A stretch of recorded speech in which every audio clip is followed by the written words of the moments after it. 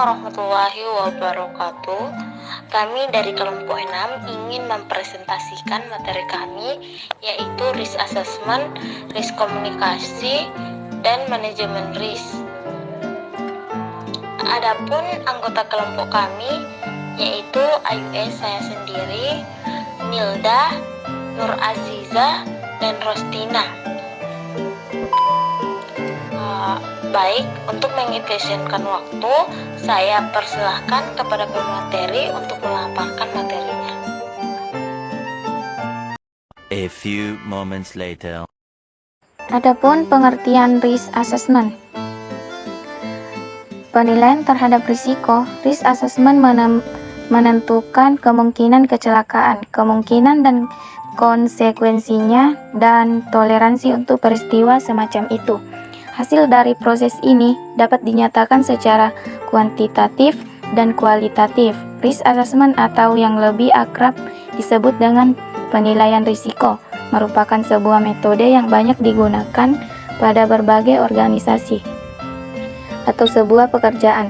Banyak yang mengartikan bahwa risk assessment adalah suatu metode yang secara sistematis digunakan untuk menentukan dan meminimalisir risiko yang akan terjadi pada sebuah organisasi.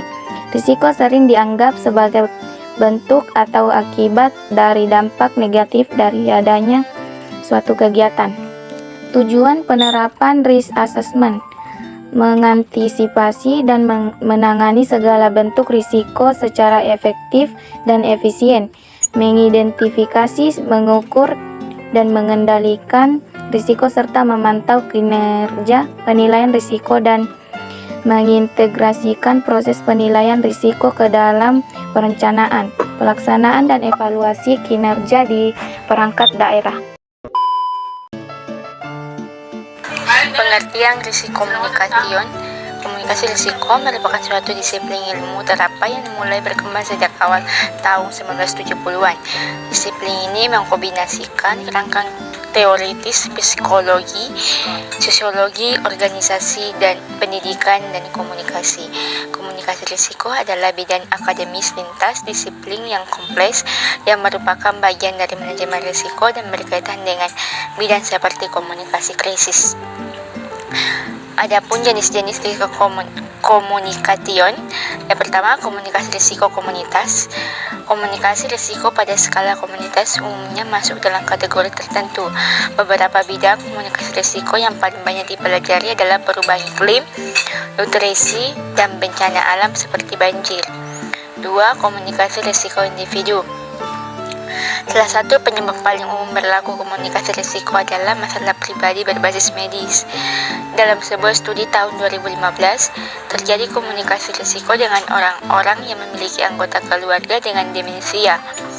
Dan sebuah model dikembangkan yang sangat menonjolkan proses pengambilan keputusan bersama. Dalam kasus yang melibatkan keluarga pasien, tidak ada pesan umum yang disampaikan kepada publik. Sebaliknya, yang sering terjadi adalah terjadinya intervensi antara ahli medis dan keluarga.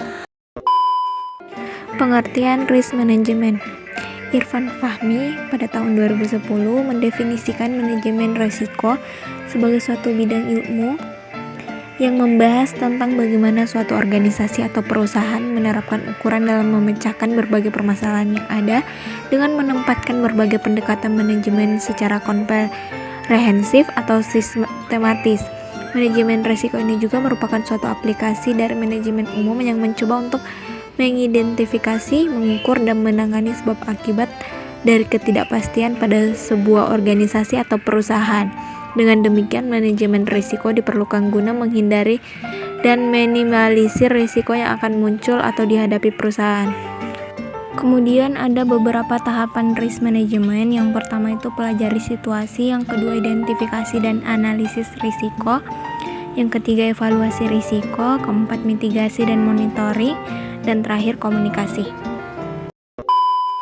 Adapun kesimpulan dari materi kami yaitu keselamatan pasien adalah suatu sistem yang membuat asuhan pasien lebih aman, meliputi asesmen risiko, identifikasi, dan pengelolaan risiko pasien, pelaporan dan analisis insiden, kemampuan belajar dari insiden dan tindak lanjutannya, serta implementasi solusi untuk meminimalkan timbulnya risiko dan mencegah terjadinya cedera yang disebabkan oleh kesalahan akibat melaksanakan suatu tindakan atau tidak mengambil tindakan yang seharusnya diambil.